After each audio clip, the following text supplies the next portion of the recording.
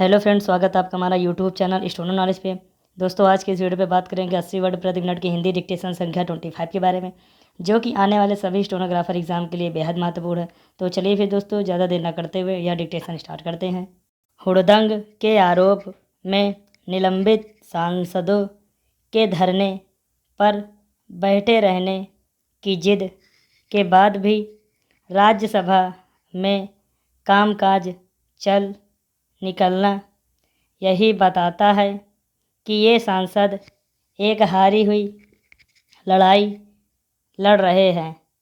विपक्षी दल इन सांसदों का साथ देकर न केवल अपना नुकसान कर रहे हैं, बल्कि सदन में अपनी बात कहने के अपने अधिकार को खुद ही हनन कर रहे हैं।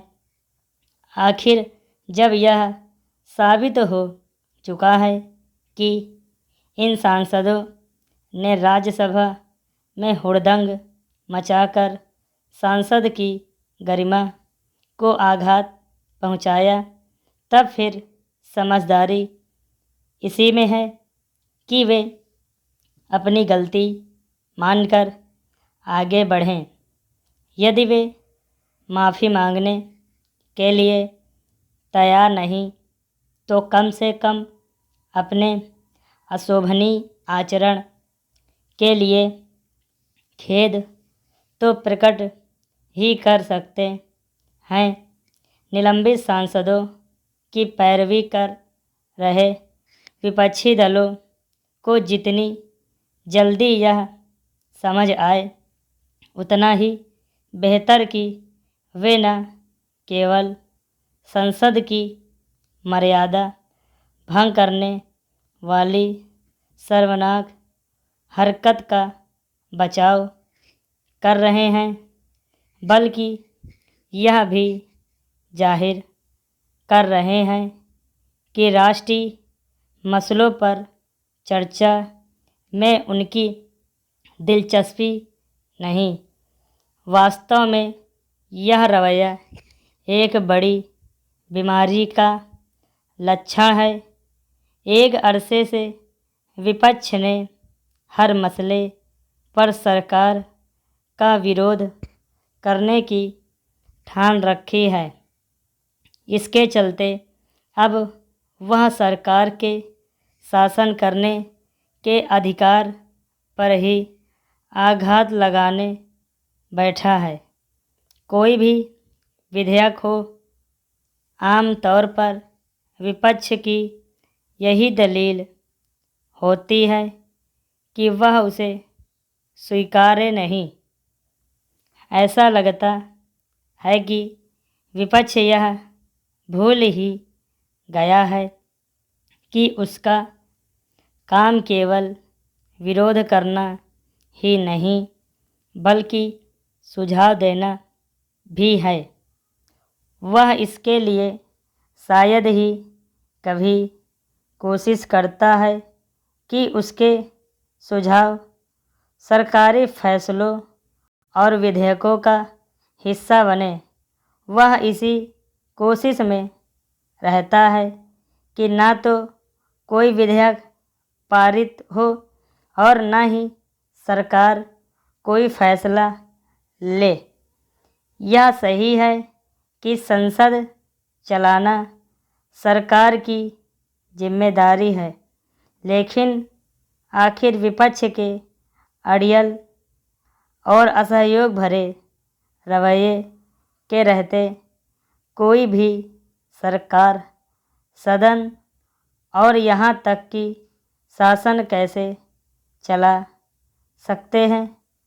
एक बड़ी समस्या यह भी है कि विपक्ष के जवाब में कुतर्क पेश करने लगा है। इतना ही नहीं, वह कुतर्क के साथ दुष्प्रचार का भी सहारा लेता है। कृषि कानूनों के मामले में उसने ठीक यही ऐसा करके उसने देश के 86% छोटे और मंझोले किसानों के हितों की बलि ली। इन कानूनों की वापसी विपक्ष की जीत नहीं, उन किसानों की हार है जिनका वो हितैषी होने का दावा करता है। यह अच्छा हुआ कि सभापति निलंबित सांसदों को बहाल करने की विपक्ष की बेजा मांग के आगे नहीं झुके।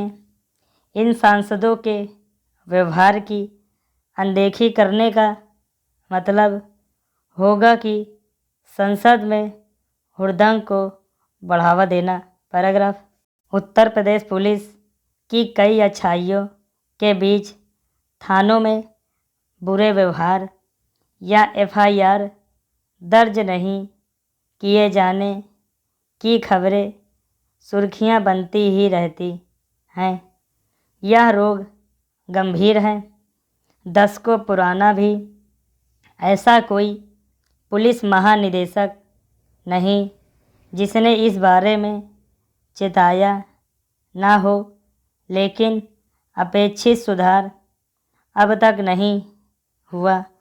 अब योगी कैबिनेट ने प्रदेश के सभी थानों में कैमरे लगवाने के लिए 300 करोड़ रुपए मंजूर करके पुलिस उत्पीड़न रोकने की दिशा में गंभीर पहल की है। यद्यपि इसके लिए सुप्रीम कोर्ट ने यूपी समेत सभी राज्यों को पिछले वर्ष निर्देशित किया था। इसी कड़े में हर थाने में 12 से 16 कैमरे लगाए जाएंगे। थाने में प्रवेश द्वार, हवालात और पूछताछ कक्ष तो इनकी निगाह में होगा ही।